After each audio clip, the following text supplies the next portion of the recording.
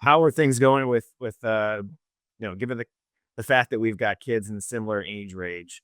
How is you're the first to kind of go at it? Um, well, actually, Palazzi was, but you're going through it currently. So, in preparation for my daughter going to head that route in about a year and a half, how are things going with the teaching driving to a soon to be 16-year-old? It's enlightening. First of all, we kicked Palazzi off this call because he didn't give any of us a heads up about how traumatic the teaching experience can be. But no, I'm just kidding. It's not bad. I would say it's enlightening, right? It's you start to realize how many things are going on the road that are not correct when you're trying to teach it. And I think it's been fun to do it from the standpoint of like putting myself in maybe one of our customers' driver's shoes where, we're so used to what we've all driven for so long. We're used to where we drive for the most part, which is locally, and you get complacent, right? And you just gloss over all of the wrong stuff that happens on the road, whether it's people not signaling to change a lane, changing a lane in an intersection, running lights, driving aggressively on their phones, not paying attention. I mean, it's crazy. And you have this like heightened sense of awareness to try to teach them the right way to do it that you're like hyper aware when you're doing it. But in the same light, just like if we go back to when you had your accident, right?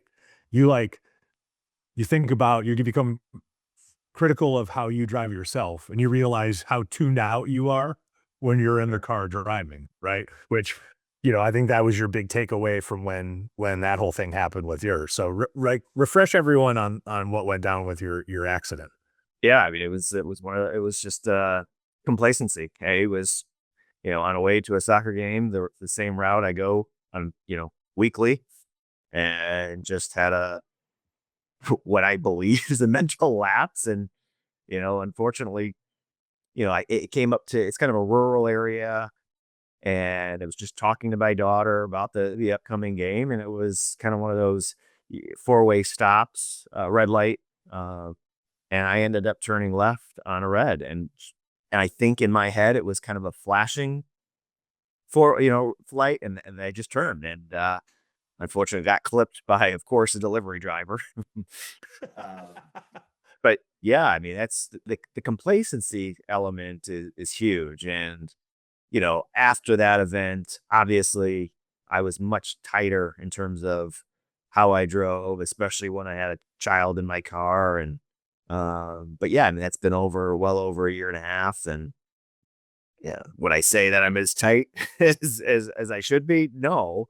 And I think, what you're experiencing now is that heightened sense of awareness because it's top of mind, which kind of bleeds into, our clientele and customer base, which is um, that it's a reminder. I think you need more top of mind training. They always say, you do that onboarding and initial driver training, but it's the guys that have been with you for a while that you've got to retrain. And I almost think that it needs to be a constant thing. It's like I always say when I'm trying to get in shape, obviously it's New Year's and everyone wants to get in shape again. And I always keep a constant food diary, right? And when I do that, I'm tighter with it. I'm watching calorie intake. I'm, more consistent with my workouts versus when I'm not. It's the same thing with driver training. It just has to be more top of mind in general. And I think, that is key.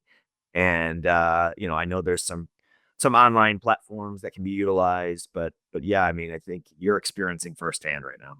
Yeah, well, and here's the thing, right? If I think back to teaching Max, and there's moments that like he gets scared on the road, and then he drives a lot better, right? So which is natural, same way. Like you have the accident, you realize that you're tighter with what you do, and then you start to relax again when you get comfortable again, and slowly you just start doing things that, you probably shouldn't. Whether it's you speed a little bit or you don't use your blinker or you're on your phone, but it starts out, oh, I'm just looking at my phone at a stoplight. And then all of a sudden it bleeds into now I'm looking at it while I'm driving, all that kind of stuff, right? It's so then you take it to our customers and there's no great way to scare our customers' drivers, which would be the kind of the best way to snap it back into focus for them, right? So to your point, like there's got to be the consistent training going on, or especially with fleet drivers, the kind of the surprise audit of their route and watching how they drive and not telling them that that's going to go on and then rendering that report.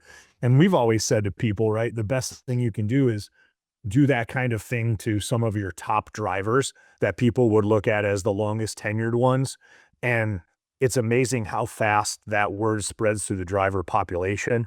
And now all of a sudden everybody's like, oh crap, I don't want to get docked. If they went after that guy who's our top guy, right? Everyone's got to kind of clean up their act. So I think yeah, I mean we're definitely in agreement on it. You've got to have a more continued ongoing training for driver safety and driver behavior than just, oh, they've done it a long time, they're going to be good. Because I would almost argue that the longer they've done it, the worse off they may be, right?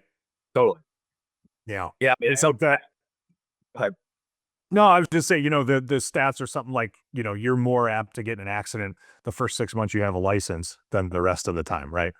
Well, then I would argue you probably are more apt to get into an accident than at some point in time when you've been driving for a long time, because you get complacent, you get bored, you start, wandering, your mind wanders while you drive. Right. Yeah. I mean, I think again, top of mind training is important. And it's almost like we have that Ninja cyber training on a regular basis. It's what is it? 5 to 10 minute animated clips that we get, but we constantly get them every month, and it doesn't take a whole lot of time. It's somewhat entertaining. Yeah. I wish there was something along those lines for the transportation industry, because I think that would be a great tool. It's not you're not passing, failing. You have like a one question at the end of it, but it's really just keeping that top of mind aspect to it. Yeah, I agree. And the Ninja thing is a first of all, if anybody out there's not doing any sort of cyber training for your teams, like that's a great platform to use.